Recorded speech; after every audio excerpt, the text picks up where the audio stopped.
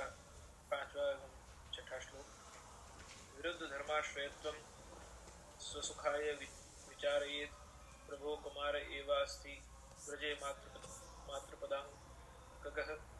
श्रीमद्भागवत वाक्येन कौमारं जहतुर्ब्रजे व्याख्यातं च तथैवास्म आचार्यैः विवृतावपि।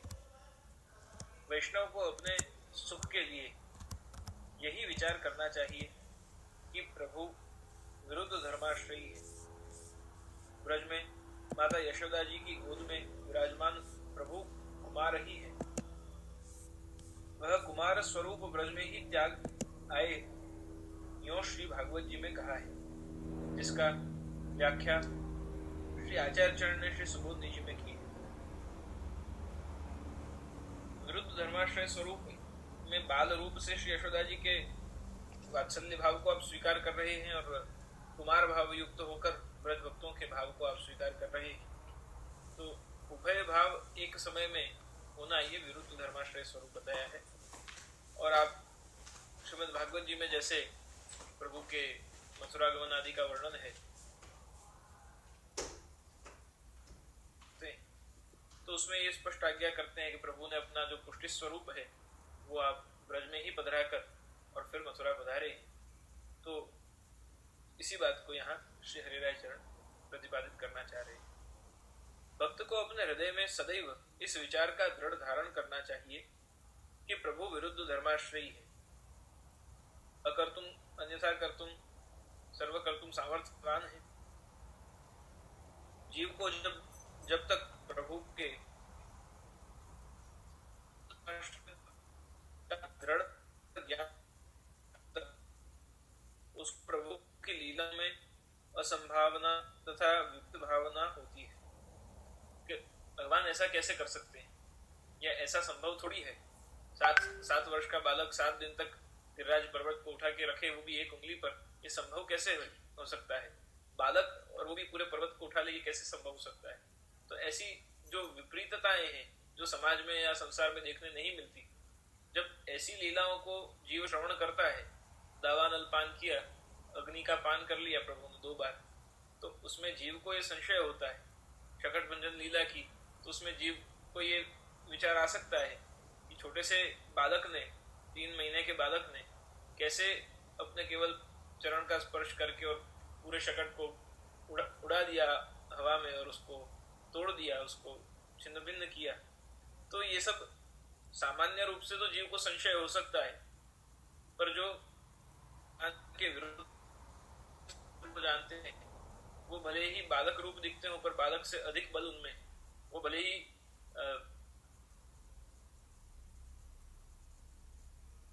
परंतु फिर भी उनमें वही वात्सल्य भाव जो यशोदा जी के गोद में विराज कर आप ग्रहण करते हैं, स्वीकार करते हैं, वो वात्सल्य भाव उसमें भी है।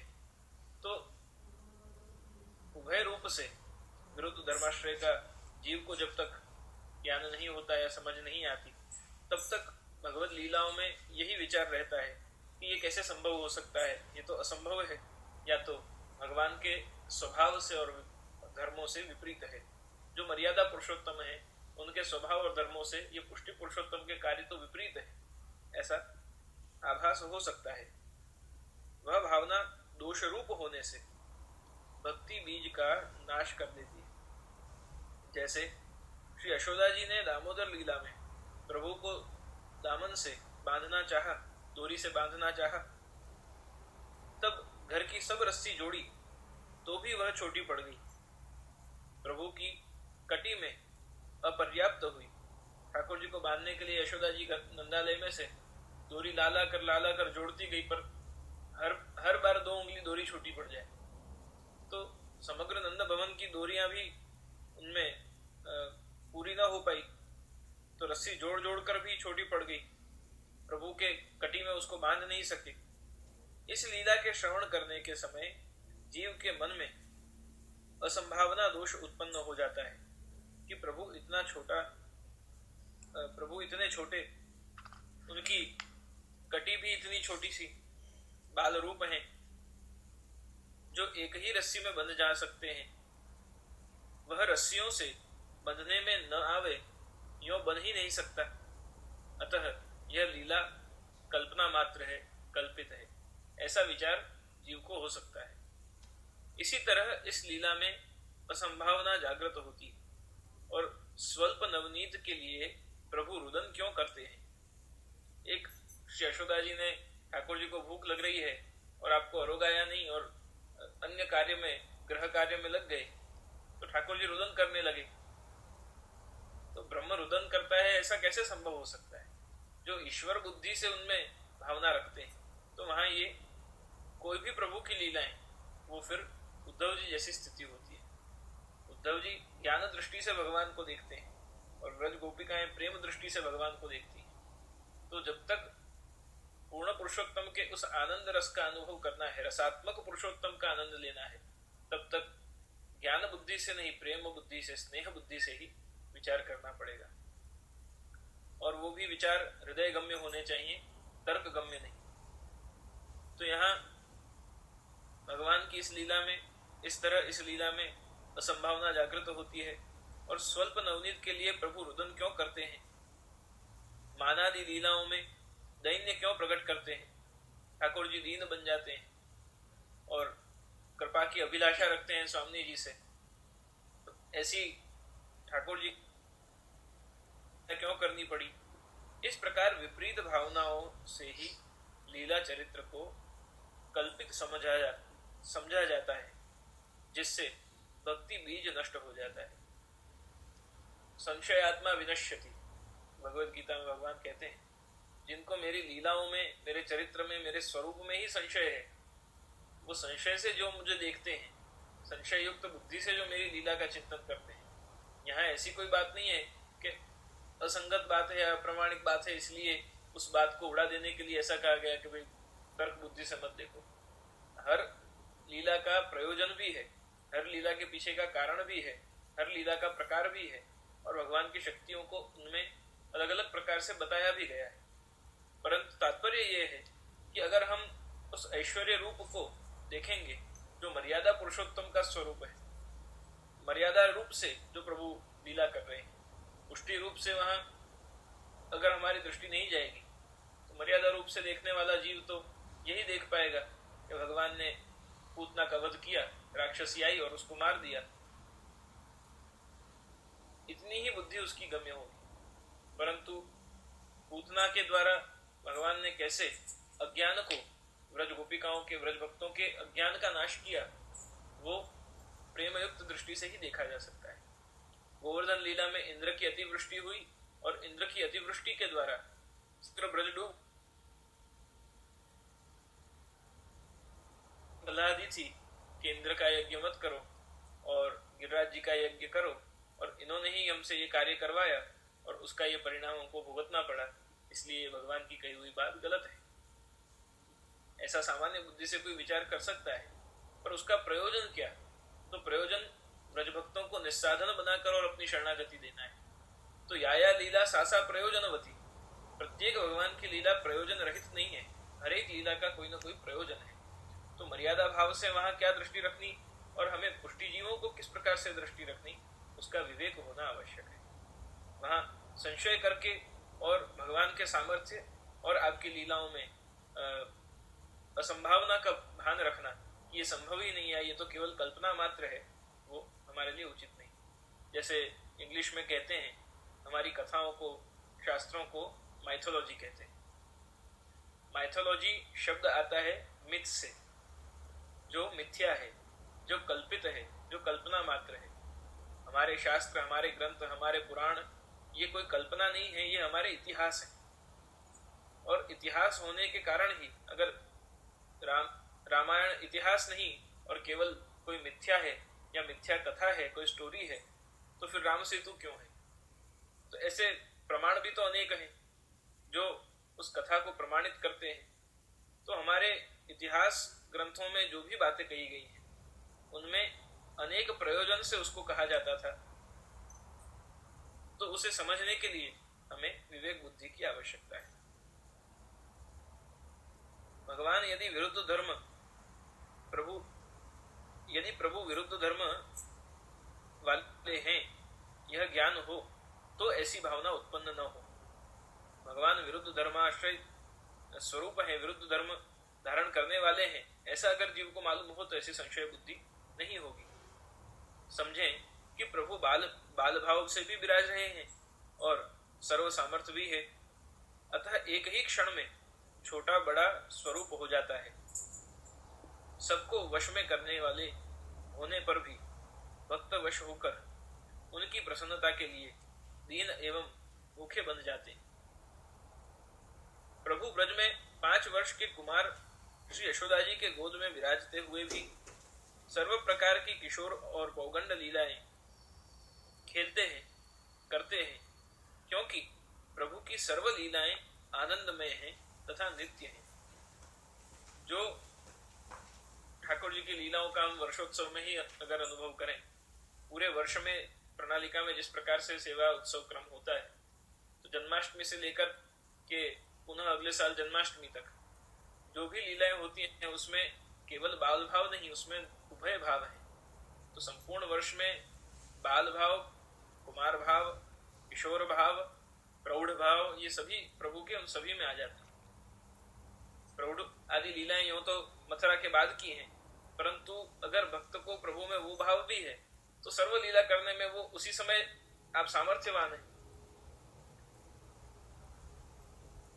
तो 5 वर्ष में आप गौचरण आदि लीला भी करते हैं, 9 वर्ष की आयु में रास आदि लीला भी करते हैं। तो उनमें भगवत लीलाओं में कहीं भी दोष बुद्धि नहीं होनी चाहिए, क्योंकि जैसे आजकल लीला शब्द को बहुत ही नेगेटिव एस्पेक्ट से समझा जाता है। अब शू तुम्हारी लीला है, तो ऐसे टॉन्ट के फॉर्म में कहा जाता है या उसको गलत तरीके से कहा जाता है। लीला शब्द परम शुद्ध है और उसका उपयोग भी उसी प्रकार से होना चाहिए, क्योंकि भगवान की लीलाएं नित्य हैं, नित्य नौतम प्रभु की लीलाएं हैं। श्रुति न पामे पार, गोपाल दास जी वल्लभाख्यान में कहते हैं, नित्य लीला नित्य नौतम, श्रुति न पामे पार। तो प्रभु की लीलाएं नित्य हैं और नित्य ही अनेक लीलाएं करने में आप सामर्थ्यवान हैं। श्रीमद् भागवत में उनका वर्णन है, उसमें कहा है कि विरुद्ध धर्मी भगवान ने अपनी कुमार अवस्था को ब्रज में धारण कर पौगंड एवं किशोर स्वरूप से अन्य लीलाएं करने लगे। यह ही प्रभु का प्रभुत्व है कि एक ही जन्म में, एक ही काल में सर्व स्वरूप सर्व अवस्था धारण कर भक्त मनोरथ पूर्ण करते हैं। जिन जिन माताओं को यह भाव था कि हमारा बालक भी ऐसा सुंदर हो, जिन गौओं को यह भाव था कि हमारे बछड़ी भी ऐसे सुंदर हो, जो गावश्च कृष्ण मुख निर्गत वेणु गीतम पीयूष कर्णपुट वेणुगीत का श्लोक है, उसमें जब गाय ठाकुर जी के वेणुनाद का श्रवण करती हैं तो उनके हृदय में भी ठाकुर जी के प्रति वात्सल्य भाव, किसी के मन में कांत भाव जागता है। तो अपने कर्णों के दोनों में वो उस वेणुनाद का श्रवण करती हैं, नेत्रों से ठाकुर जी का दर्शन करती हैं और हृदय में ठाकुर जी के उस स्वरूप को नेत्रों द्वारा पान करके और उनको हृदय में ही आलिंगन दे रही। तो गाय भी ठाकुर जी के स्वरूप में आसक्त हैं, ब्रजभक्तें भी ठाकुर जी के स्वरूप में आसक्त हैं, उनका मनोरथ कैसे पूर्ण होगा? तो वहां ब्रह्मा जी द्वारा गोवत्स का हरण करवाते हैं और ब्रह्म बुद्धि प्रदायक, वो भी श्री भागवत जी कहते हैं, ब्रह्मा जी को भी बुद्धि प्रदान करने वाले भगवान स्वयं है, उस बुद्धि में विचार लाने वाले भी तो वो ही है। तो ब्रह्मा जी से जब भगवान गोवत्स हरण करवाते हैं तो जिन जिन ब्रज भक्तों का ठाकुर जी के प्रति वो वात्सल्य भाव था कि हमारे बालक भी ऐसे हों, सुंदर हों, कृष्ण हमारे बालक बन जाएं, तो वो जिन जिन के मन में भाव था ठाकुर जी ने वो सभी का स्वरूप स्वयं धारण करके और 1 वर्ष पर्यंत उनके घर में उनके बालक बन के रहे। तो ये प्रभु का विरुद्ध धर्माश्रय स्वरूप है, एक समय में अनेक स्वरूप धारण करना, अनेक वय के हो जाना, अनेक लीलाएं करना, जो लोगों के लिए बुद्धिगम्य नहीं है ऐसी वस्तुएं कर देना, ये भगवान की शक्ति है, आपका सामर्थ्य है।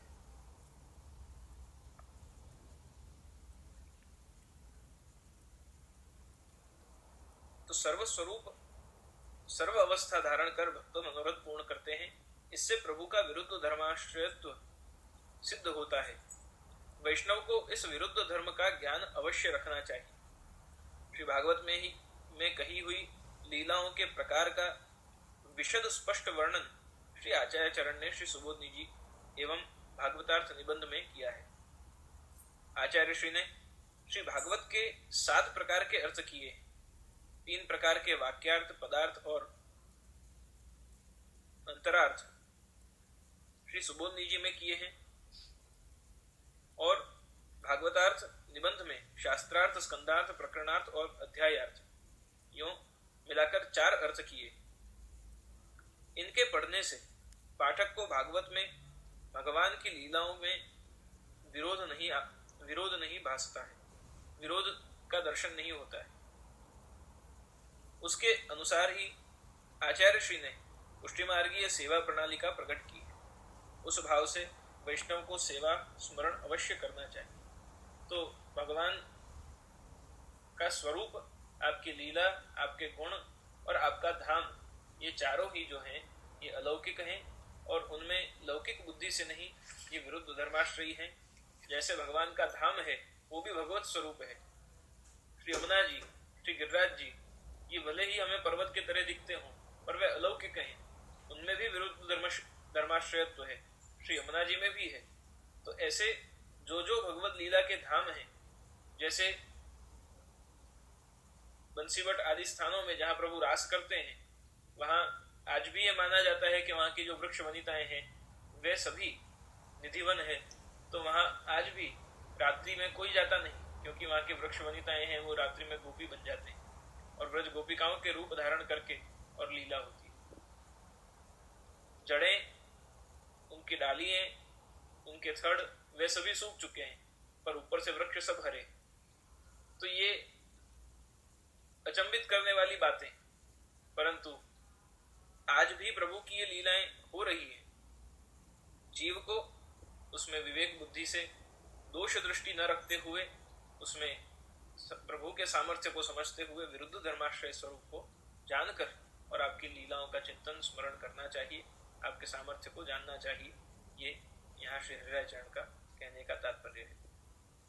आगे आप कहते हैं, व्रज एव कुमारश्च कुमारी भाव विद्धरी एकादश समास्तत्र गूढ़ार्ची सबलोस वसत एतद्वाक्यं मिश्र रूपम कुमारः केवलो हरिः साम्यक्पि तथैवास्ति यतो गोप्यः कुमारिका। तो ये आगे भगवान के स्वरूप का वर्णन है, जिसमें कुमारियों के भाव का ज्ञाता हरि ब्रज में ही कुमार हैं। और तृतीय स्कंद में तृतीय अध्याय में 26वें श्लोक में लिखा हुआ है कि प्रभु 11 वर्ष गूढ़ प्रतापी बलदेव जी के साथ ब्रज में विराजे। वह वाक्य मिश्रित वाक्य है, उसका व्याख्यान जो है वो श्री सुबोधनी जी के आधार पे आप जो यहाँ आगे करेंगे।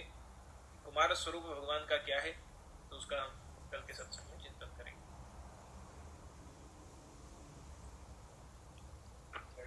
चरणन केरो भरोसो दृढ़ चरणन केरो श्री वल्लभ नख चंद्र छटाविन सब जग माज अंधेरो भरोसो दृढ़ चरणन केरो साधन और नहीं आकरी में जहाँ सो होत निवे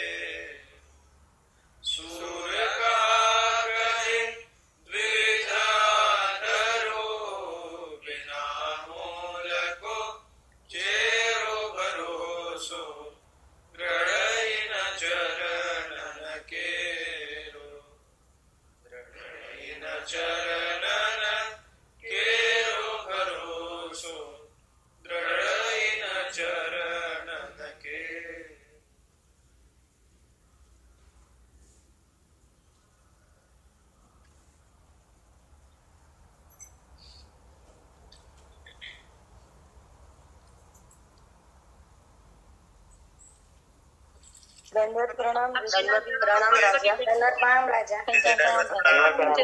तुझे कृपानाथ गणगणी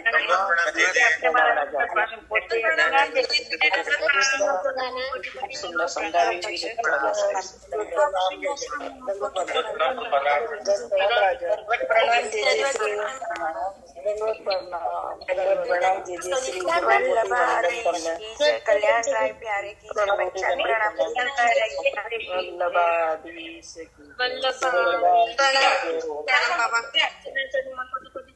प्रणाम जय जय दंडवत प्रणाम प्रणाम